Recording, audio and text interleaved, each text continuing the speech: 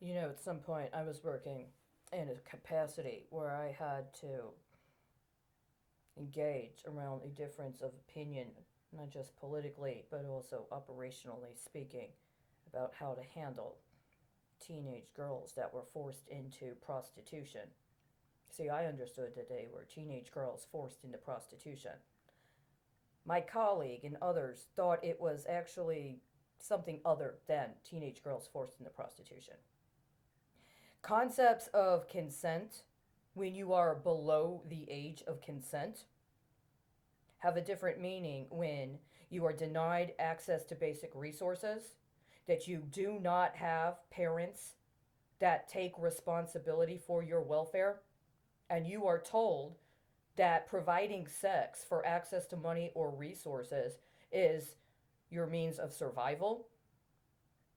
And so when you introduce elements into their lives that try to exotify it or try to politicize it, then you call into question issues concerning criminal culpability.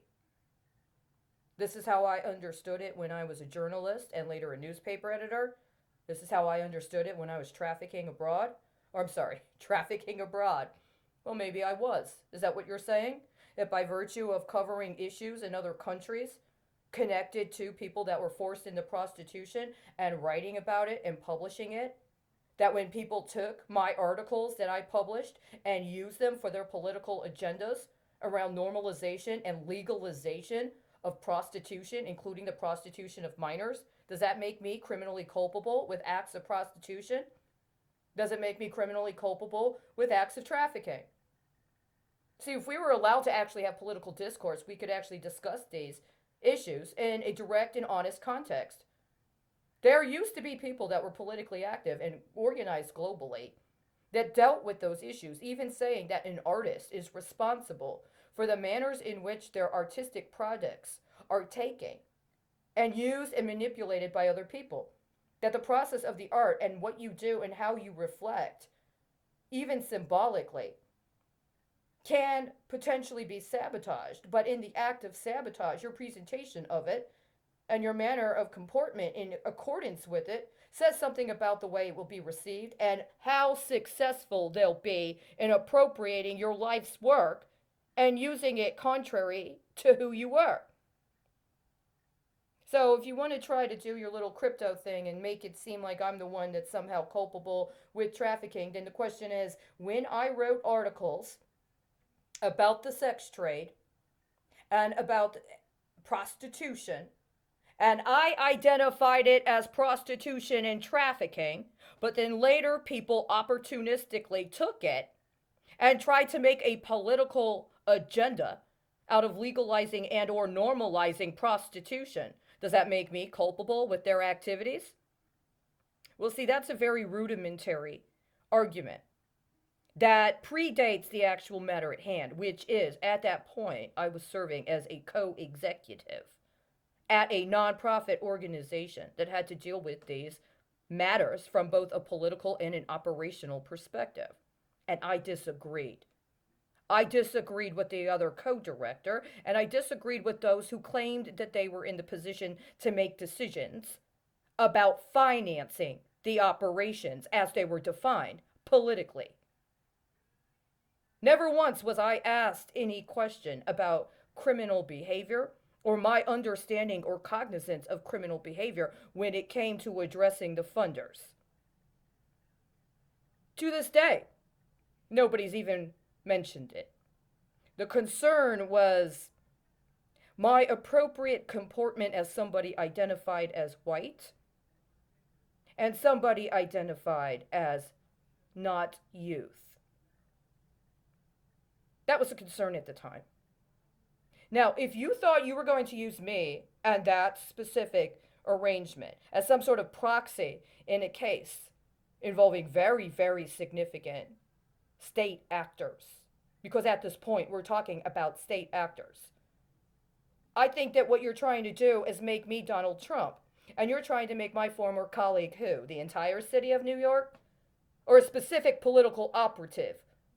Because the problem is in the last 15 years, what you've also done, in addition to obstructing the other crimes that went on in accordance with that political project, which I now understand was part of a strategic effort to draw down on the strategic petroleum reserves as part and parcel of policies connected to the gas and oil sector, as well as other elements of the energy sector that harvest people's sexual bioenergy and create intentionally illicit financial processes in order to create moments of leverage and risk hedging that is actually criminal, but that they feel that they are able to get away with under the cover of sovereign immunity because it is based upon processes of illicit financing connected to banking scams that go all the way back to the 1970s. And while you assess some sort of civil fee or penalty on the organization, after they merge, they're able to recomport themselves in another budgeting system, and then the government steps in because they always need something to finance their operations abroad, right? That's how I understand it now. And I had a political difference with this operational system at the time and to this day. But I'm the one who's been denied any form of political process at all, up to and including actually being arrested and charged. Instead, I run these remote operations myself that are on a loop formation that's intentionally embedded with sabotage that was aimed at defaming me and calling into question my capacity to engage in a contract so that somebody else could take over my life and my possibilities, including my former work products, and use them for politically opportunistic acts of sedition and terrorism. I'm not making this up. I put it into legal filings. I filed reports all over the place. You still want to do this? Fine. You know what I'm seeing right now? That at some point somebody called into question what was going on in May of 2017 when the Speaker of the House told the President of the United States that there was not enough money in the budget to get through the summer so that they could approve next year's budget unless a specific kind of emergency measure was implemented. What did I end up doing in the fall? I submitted a petition requesting consideration of what I had seen in the federal budget process outlined in the fall of 2017 for implementation in 2018 as a pattern of racketeering activity and the intercession of those who were legally and constitutionally required to exercise an appropriate check or balance upon that abuse. This was a pattern that was evident on a local level, and my concern was A, is this something that is being incorporated into the federal budget process after it has been normalized and attempted for legitimization by local actors who have abused their authority and their political roles? Or is this something that is being done under the authority of the federal government that has been allowed to proliferate and be distributed to other parts of the country? And if that's the case, under whose authority? Under whose authority was that specific process and that paradigm set up? Was it part of the presidential priorities that Donald Trump gave to Congress in order to put into effect through the appropriations process? Or was this part of an ongoing pattern of racketeering activity that had been a part of the federal budget process in the stead of constitutional requirements to actually do certain things in order to effectuate the federal budget? That was the question. That was the constitutional question. Under whose authority is this process authorized? It's demonstrative of a pattern of racketeering activity that has been attempted for actively reporting in 2 states through a presidential election cycle and over a year and a half, 2 years of reporting. In the course of that, what has been learned is that it itself seems to be on a loop cycle. That it was the same pattern that was done in 2008 during the presidential election of Barack Obama when he was attempting to compete against Hillary Clinton originally, and then finally after the convention during the actual run-up to the presidential election. Same thing was happening. And it had been set up years in advance.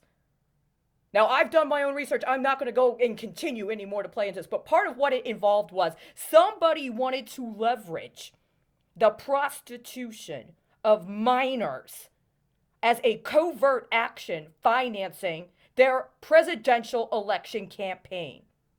And the manners in which they handled this and obscured and obstructed its reality were allowed to also imbue and define their presidential priorities. And unfortunately, at the end of the first and what they want you to believe is only term of Donald Trump, while we've been deluded and distracted with all of this other cycle connected to the hanging chads around election interference, what nobody's talked about is the commercialization of sexuality against our wills and without our informed consent.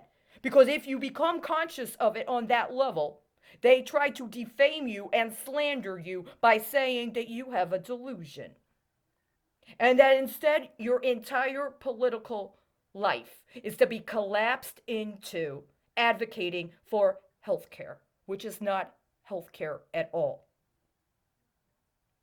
So now the question is, what do you intend to prove? Because I'm going to tell you what I see right now. That Congress and the president have been playing this jack-off game, literally using the commercialization of sexuality involving children, some as young as 10 years fucking old. And nobody's called it out like that. Rather, what they do is they get their own constituencies to engage in ever-increasing levels of risk associated with electronic sexual exploitation that can and honestly does translate into actual third-dimensional, real-life sexual exploitation, including of and by youth, by the way.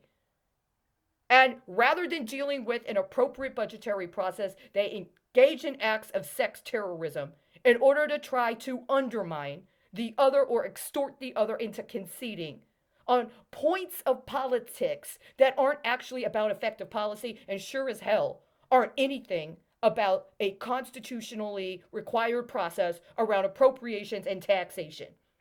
That they use taxation as political leverage and not even to accomplish political goals. So if you're going to say that me and my former colleague had to go to court in order to suss this out, my question is, why didn't you require there to be an appropriate accounting and an appropriate reporting and disclosure process that also acquired informed consent for processes around financial participation? Because if you did, you know what you would find out? Most of the people you were trying to require to pay for your projects and your budgets are not legally allowed to engage in that kind of financial systematology. It's a crime. It's a serious crime. Now, in the past, there were those that argued it should be a capital offense. I contend they chose the wrong approach to presenting that argument. I do believe it is not only a sign of bad character of this country, but it is an affront to our comportment and our sense of self, so egregious that one has to ask, in what interest does it serve us to obstruct and obscure how processes of financialization or processes of biological energy production can be commercialized? To whose benefit is the commercialization of our sexuality supposed to serve? And even if you believe that the president should have authority to regulate the interest in terms of financial decisions in this country, and even if you're going to make the argument that Congress has the right to actually coin people or elements of the people or create coinage off of or in connection with our sexual energy, you give me the law and the legislators that made it legal and constitutional to coin the sexual performance of minors. You give me the legislators that proposed that bill, that co-sponsored that bill, and don't give me no damn voice vote. Put them on the record by name. Who approved the piece of legislation making it legal to coin the sexualities of minors in this or any other country? And you give me the president that signed that bill. And I will tell you, and I will make the argument, and I will prove it's unconstitutional. And I believe it should be considered a capital offense on par with treason, because it is treason. It is completely contrary to anything about our government and about our people and about our way of life. And if you allowed anybody else to infiltrate your consciousness, your psyche, or try to extort or bribe you into acceding to that agenda, then you have betrayed the people of this country, and you should be treated as a traitor. Stop trying to get me to provide a human shield to traitors. It is not going to work. You have denied me anything close to constitutional due process for apparently 35 years. Why did someone not, when they understood that at 10 years old, I was being used for illegal coinage and illicit finance? Why didn't somebody intercede and stand up for me? Why didn't somebody take on the case of a young girl that was electronically and otherwise sexually exploited for years in order to be used for the agendas of people that moonlighted as if they were qualified to be president of the United States? How many other children has this happened to?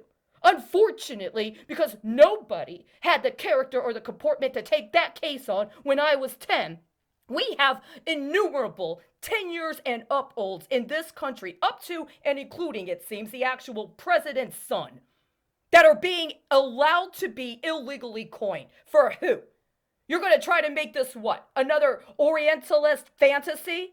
Because they're being sold to Arabs?